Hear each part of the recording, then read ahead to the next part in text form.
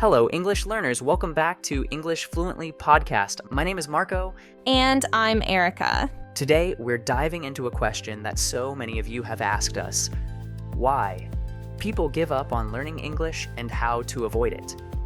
And remember, vocabulary, words, and definitions awaits you at the end of our podcast. If you've ever felt like giving up on English, let us know in the comments. What helped you keep going? And if this video inspired you, don't forget to like, share, and subscribe for more motivation. Keep learning, keep growing, and never give up. The motivation crash. So, Erica, do you remember how you felt on your first day of learning English? Oh, absolutely. I was so excited. I downloaded every app, watched a bunch of videos, and even made a detailed study plan. I told myself I'm going to be fluent in no time. That's the usual first step. The honeymoon phase of learning a new language. Everything feels fun and exciting at the beginning. But then reality hit. I started realizing how complicated English actually is. Grammar, pronunciation, phrasal verbs, idioms. It was just too much. And that's when most people start feeling frustrated.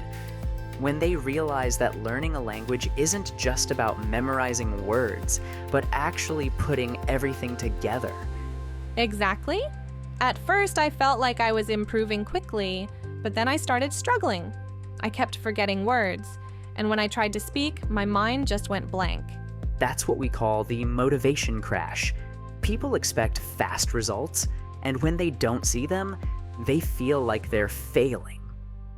Well, yeah, I want to see progress now, not after years of studying. But that's the problem. Language learning isn't instant. Think about it like going to the gym. You can't go for a week and expect a six-pack, right? Ugh, I wish, but yeah, I get it. It takes time. Exactly. And the mistake people make is relying on motivation alone. Motivation is great at first, but it always fades. So, what am I supposed to do when I don't feel motivated? You build discipline. Discipline? That sounds exhausting. It's actually what helps you improve. Motivation is like a firework. Bright at first, but it burns out quickly. Discipline is what keeps the fire going. So even if I don't feel like studying, I should still do it? Yes, even if it's just 10 minutes. The key is consistency. Small, daily efforts will lead to big improvements over time. I guess that makes sense. I mean, I brush my teeth every day, even when I don't feel like it. Exactly. You don't rely on motivation to brush your teeth, right? You do it because it's a habit. That's what learning English should be. Just another daily habit. So, no more waiting for motivation. Just small steps every day. That's it. Progress over perfection. All right, I'll try. I won't give up so easily next time. That's the attitude. Keep going, and one day, you'll look back and see how far you've come. The fear of making mistakes. Marco, I have to admit one of the biggest reasons I feel like giving up is that I'm terrified of making mistakes when I speak English. The fear of mistakes. One of the biggest roadblocks for language learners. It's just so embarrassing.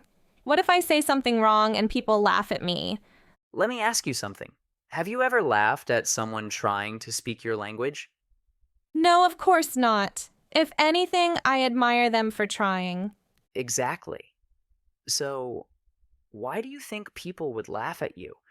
Most of the time, they're just happy you're trying. But still, I just don't want to sound stupid. Let me tell you a secret. Mistakes don't make you sound stupid. They make you sound like someone who's learning. And that's a good thing. But what if I say something completely wrong? Like instead of saying, I'm hungry, I say, I eat myself, or something embarrassing like that. Then you'll probably get a funny reaction, learn from it, and never make that mistake again. Honestly, the mistakes that make us laugh are the ones we remember the most, and that means we learn faster. So you're saying I should just accept that I'll make mistakes? Not just accept them, embrace them. Think about babies learning to talk. They make mistakes all the time, but they don't stop trying. They just keep talking, and eventually, they get better. That's true. Babies don't feel embarrassed, do they? Nope. They don't care if they mispronounce words or use the wrong grammar. They just talk. And guess what? That's why they learn so fast. Okay, but I'm not a baby. It's different when you're an adult. I get it. As adults, we don't like feeling vulnerable. But tell me this, what's worse? Making a few mistakes while learning or staying silent and never improving? I guess staying silent is worse. Exactly. And remember, no one speaks perfectly, not even native speakers.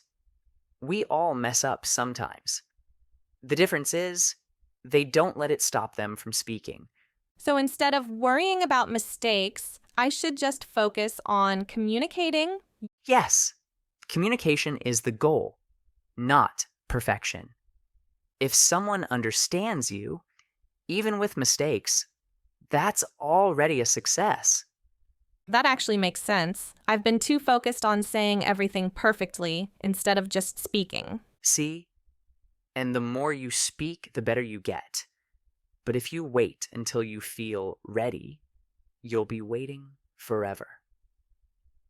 All right, no more fear. From now on, I'll just speak and learn as I go. That's the right mindset. Mistakes aren't failures. They're proof that you're trying. And that's how you succeed. The plateau phase.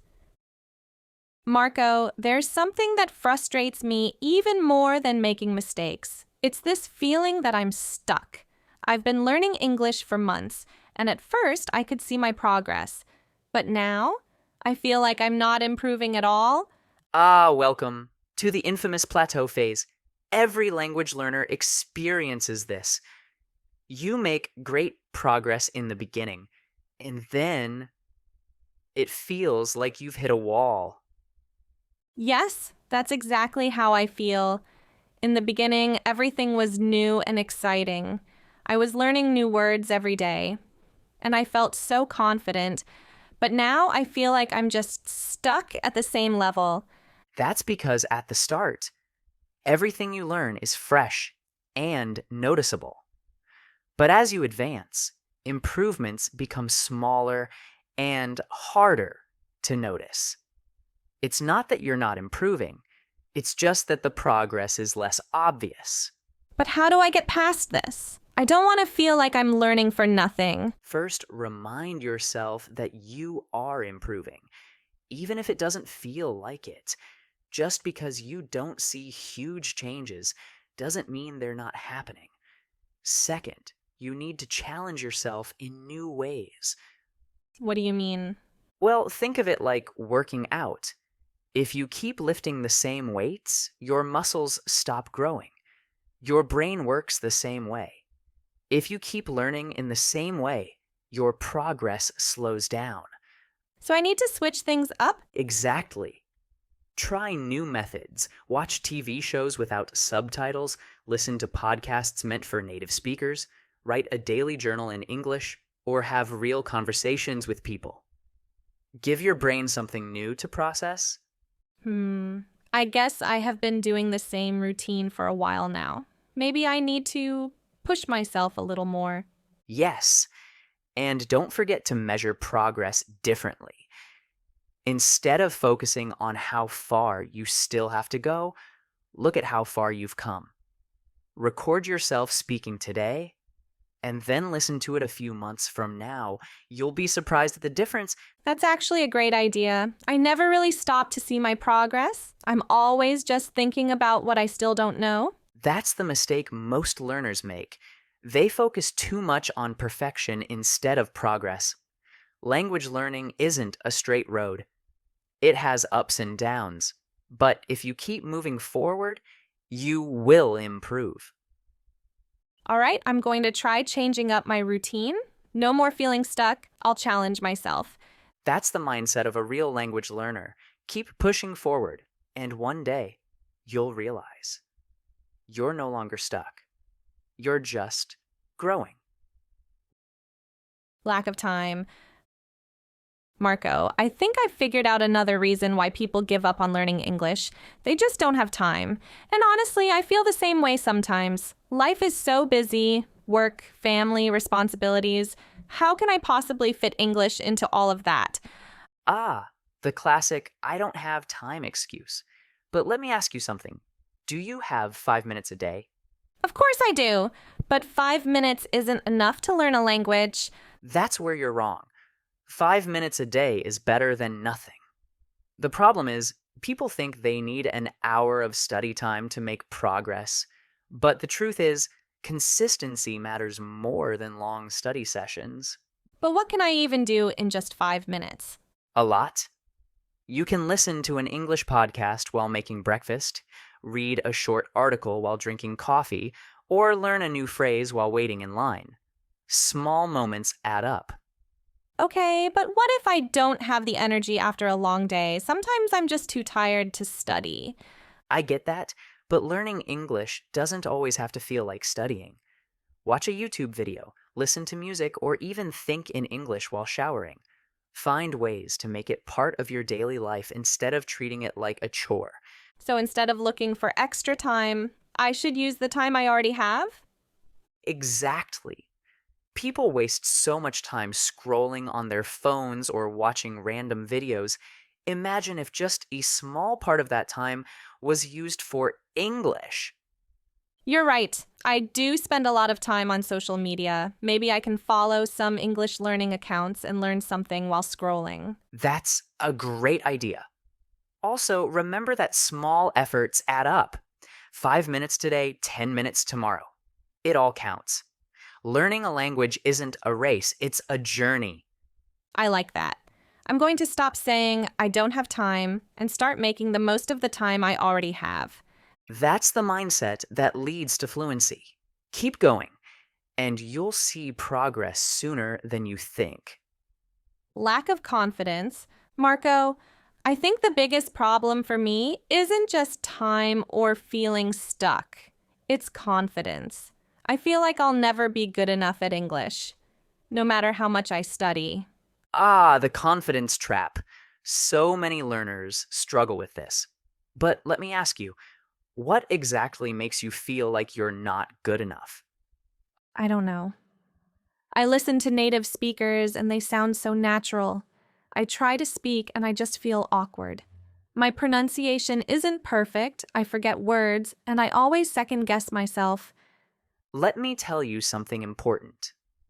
Confidence doesn't come before you start speaking. It comes after you start speaking. What do you mean? I mean, you don't wake up one day magically feeling confident in English. Confidence grows the more you use the language. The problem is, people wait until they feel confident before speaking. But that's the wrong approach. So you're saying I should just start speaking even if I don't feel ready? Exactly. Think of it this way. Did you feel confident the first time you rode a bike? No, I was terrified, but I kept trying, and eventually I got better. That's exactly how language learning works. At first, you feel uncomfortable, but the more you practice, the more natural it becomes. But what if I embarrass myself? Then laugh it off. Nobody speaks perfectly at first. Even native speakers make mistakes. The important thing is to keep going and not let fear stop you.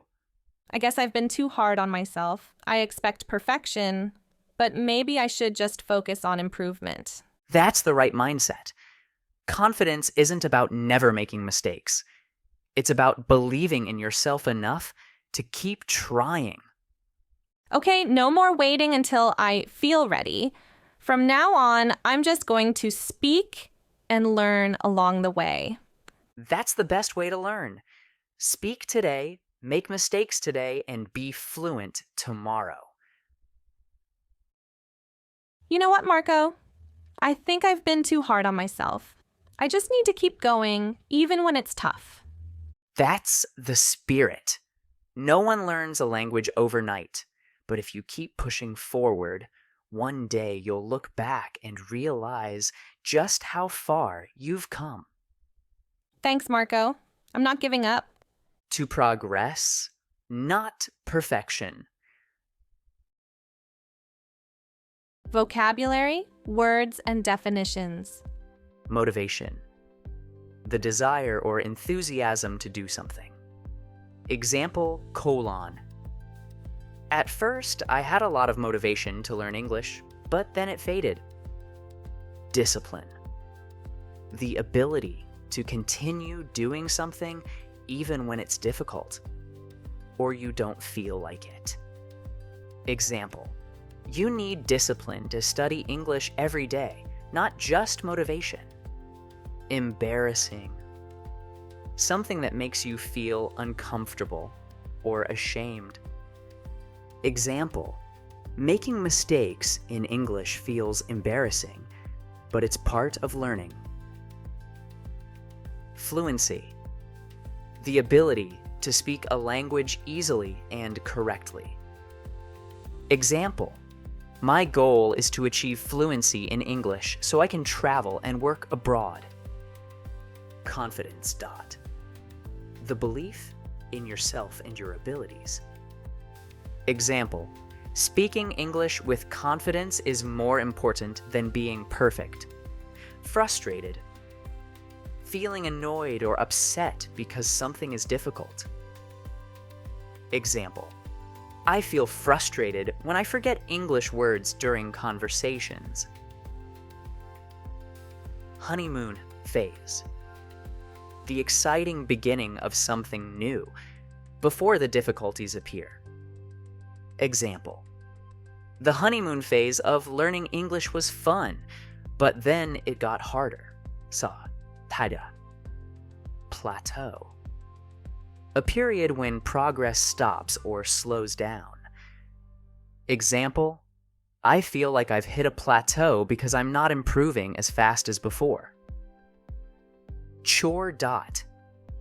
A task that feels boring or like an obligation. Example, studying English shouldn't feel like a chore, it should be fun. Excuse. A reason to avoid doing something, often not a real reason. Example, saying I don't have time is just an excuse. You can always find a few minutes to practice. Perfection point. Being completely without mistakes or errors. Example, many learners focus too much on perfection instead of communication. Improve. To get better at something. Example, I want to improve my speaking skills by practicing every day. Challenge. Something difficult that requires effort to overcome. Example, speaking in front of people is a big challenge, but I need to do it to learn. Second guess. To doubt yourself or your decisions. Example, I always second guess myself when speaking English, and it slows me down. Consistent. Doing something regularly without stopping. Example, if you are consistent with your English practice, you will see results. Mindset. The way you think about something. Example, a positive mindset will help you succeed in language learning. Overcome. To successfully deal with a challenge or problem. Example, I need to overcome my fear of speaking English in public. Native speaker. A person who speaks a language as their first language. Example, talking to native speakers helps improve pronunciation and listening skills. Pronunciation. The way a word is spoken. Example, I struggle with the pronunciation of some English sounds. Journey. A long process of improvement and discovery. Example. Learning English is a journey, not a race. Enjoy the process.